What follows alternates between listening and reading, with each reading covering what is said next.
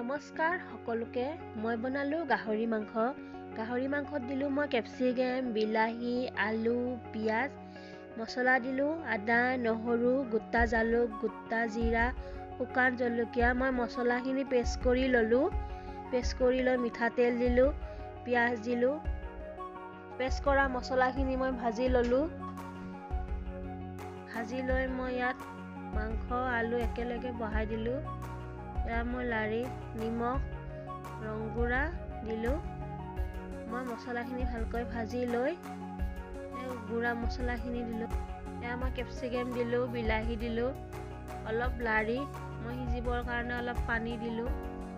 অলপ সময় ঢাকি ৰাখিলোঁ। এয়া মোৰ মাংস সিজিলেই। মোৰ ভিডিঅ'বোৰ চাই কেনেকুৱা পায় মোক জনাবচোন। ভাল লাগিলে লাইক শ্বেয়াৰ কৰি দিব। ভিডিঅ'টো চোৱাৰ বাবে ধন্যবাদ।